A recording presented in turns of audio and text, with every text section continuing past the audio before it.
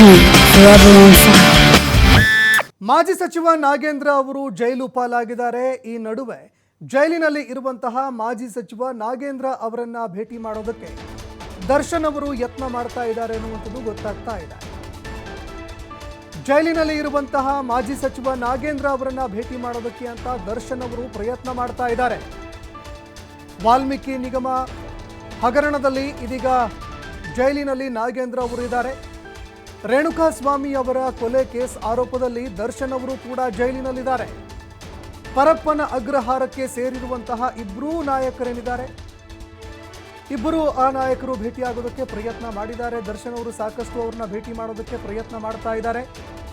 ಆದರೆ ನಾಗೇಂದ್ರ ಅವರು ದರ್ಶನ್ ಅವರನ್ನ ಭೇಟಿ ಮಾಡೋದಕ್ಕೆ ಸುತಾರಾಮ್ ಒಪ್ತಾ ಇಲ್ಲ ಅನ್ನುವಂಥದ್ದು ಗೊತ್ತಾಗ್ತಾ ಇದೆ. 4 ಬಾರಿ ನಾಗೇಂದ್ರ ಅವರನ್ನ ಭೇಟಿ ಮಾಡೋದಕ್ಕೆ ಅಂತ ಆರೋಪಿ ದರ್ಶನ್ ಅವರು ಪ್ರಯತ್ನ ಮಾಡಿದ್ದಾರೆ ಅನ್ನುವಂಥದ್ದು ಗೊತ್ತಾಗ್ತಾ ಇದೆ. ಆದರೆ ದರ್ಶನ್ ಅವರನ್ನ ಭೇಟಿ ಮಾಡೋದಕ್ಕೆ ಮಾಜಿ ಸಚಿವ ಬಿ ನಾಗೇಂದ್ರ ಅವರು ನಿರಾಕರಣೆ ಮಾಡ್ತಾ ಇದ್ದಾರೆ ಅನ್ನುವಂಥದ್ದು ಗೊತ್ತಾಗ್ತಾ ಇದೆ. ಇನ್ನು ಜೈಲಿನಲ್ಲಿ ಇರುವಂತಹ ದಾಸ ಸಾಕಷ್ಟು ಪ್ರಯತ್ನವನ್ನ ಮಾಡಿದ್ರು. ಮಾಜಿ ಸಚಿವ ಬಿ ನಾಗೇಂದ್ರ ಅವರನ್ನ ಭೇಟಿ ಮಾಡೋದಕ್ಕೆ ಅಂತ ಪ್ರಯತ್ನ ಮಾಡಿದ್ರು. ಅದರ ಹಿಂದೆ ಏನು ಉದ್ದೇಶ ಇತ್ತು ಅನ್ನುವಂಥದ್ದು ಈವರೆಗೂ ಗೊತ್ತಿಲ್ಲ. ಜೈಲು ಪಾಲಾಗಿರುವಂತಹ ದರ್ಶನ್ ಬಿಡುಗಡೆ ವಿಚಾರಕ್ಕೆ ಸಂಬಂಧಪಟ್ಟಂತೆನಾ ಅಥವಾ ಬೇರೆ ಇನ್ಯಾವುದಾದ್ರೂ ವಿಚಾರವನ್ನು ಇಟ್ಕೊಂಡು ಅವರನ್ನು ಭೇಟಿ ಮಾಡೋದಕ್ಕೆ ಪ್ರಯತ್ನ ಮಾಡ್ತಾ ಇದ್ರಾ, ಇದಕ್ಕೆ ಸಂಬಂಧಪಟ್ಟಂತೆ ಮಾಹಿತಿಗಳು ಲಭ್ಯ ಆಗಿಲ್ಲ. ಆದರೆ ಜೈಲು ಪಾಲಾಗಿರುವಂತಹ ಮಾಜಿ ಸಚಿವ ಬಿ ನಾಗೇಂದ್ರ ಅವರನ್ನು ಭೇಟಿ ಮಾಡೋದಕ್ಕೆ ಅಂತ ದರ್ಶನ್ ಅವರು ಒಂದಲ್ಲ ಎರಡಲ್ಲ 4 ಬಾರಿ ಪ್ರಯತ್ನ ಮಾಡಿದ್ದಾರೆ. ಆದರೆ 4 ಬಾರಿಯೂ ಅವರು ವಿಫಲರಾಗಿದ್ದಾರೆ ಅವ್ರನ್ನ ಭೇಟಿ ಮಾಡೋದಕ್ಕೆ ಅನ್ನುವಂಥದ್ದು ಕೂಡ ಗೊತ್ತಾಗ್ತಾ ಇದೆ. ವಾಲ್ಮೀಕಿ ನಿಗಮದಲ್ಲಿ ಅಕ್ರಮ ಹಣ ವರ್ಗಾವಣೆ ಪ್ರಕರಣಕ್ಕೆ ಸಂಬಂಧಪಟ್ಟಂತೆ ಬಿ ನಾಗೇಂದ್ರ ಅವರು ಜೈಲು ಪಾಲಾಗಿದ್ದಾರೆ. ರೇಣುಕಾಸ್ವಾಮಿ ಕೊಲೆ ಕೇಸ್ನಲ್ಲಿ ಜೈಲು ಪಾಲಾಗಿದ್ದಾರೆ ದರ್ಶನ್ ಅವರು ಕೂಡ. ಈ ನಡುವೆ ದರ್ಶನ್ ಅವರು ಬಿ ನಾಗೇಂದ್ರ ಅವರನ್ನ ಭೇಟಿ ಮಾಡೋದಕ್ಕೆ ಪ್ರಯತ್ನ ಮಾಡಿದ್ರು ಅನ್ನುವಂಥದ್ದು ಈಗ ಗೊತ್ತಾಗ್ತಾ ಇರುವಂಥದ್ದು.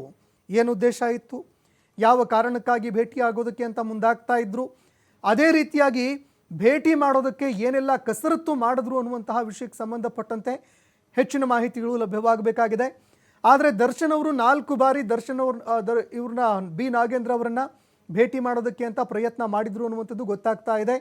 ಆದರೂ ಕೂಡ ಮಾಜಿ ಸಚಿವ ಬಿ ನಾಗೇಂದ್ರ ಸುತಾರಾಮ್ ದರ್ಶನ್ ಅವರನ್ನ ಭೇಟಿ ಆಗೋದಕ್ಕೆ ಒಪ್ಪಿಲ್ಲ ಅನ್ನುವಂಥದ್ದು ಗೊತ್ತಾಗ್ತಾ ಇದೆ.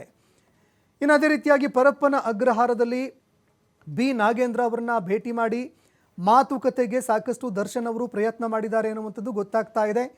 4 ಬಾರಿ ಅವರು ಪ್ರಯತ್ನ ಮಾಡಿದರೂ ಕೂಡ ಆರೋಪಿ ದರ್ಶನ್ ಅವರನ್ನ ಭೇಟಿ ಮಾಡೋದಕ್ಕೆ ಬಿ ನಾಗೇಂದ್ರ ಅವರು ಸುತಾರಾಮ್ ಒಪ್ಪಿಲ್ಲ, ನಿರಾಕರಣೆ ಮಾಡಿದ್ದಾರೆ ಅನ್ನುವಂಥದ್ದು ಗೊತ್ತಾಗ್ತಾ ಇದೆ. ಹೀಗಾಗಿ ದರ್ಶನ್ ಅವರು ನಿರಾಸೆ ಭಾವದಿಂದ 4 ಬಾರಿ ಪ್ರಯತ್ನದಲ್ಲಿ ವಿಫಲರಾಗಿದ್ದಾರೆ ಅನ್ನುವಂಥದ್ದು ಗೊತ್ತಾಗ್ತಾ ಇದೆ. ಆದರೆ ದರ್ಶನ್ ಅವ್ರನ್ನ ಭೇಟಿ ಮಾಡೋದಕ್ಕೆ ಇತ್ತ ಬಿ ನಾಗೇಂದ್ರ ಅವರು ನಿರಾಕರಣೆ ಮಾಡೋದಕ್ಕೆ ಕಾರಣ ಏನು ಅನ್ನುವಂಥದ್ದು ಕೂಡ ಗೊತ್ತಾಗಬೇಕಾಗತ್ತೆ.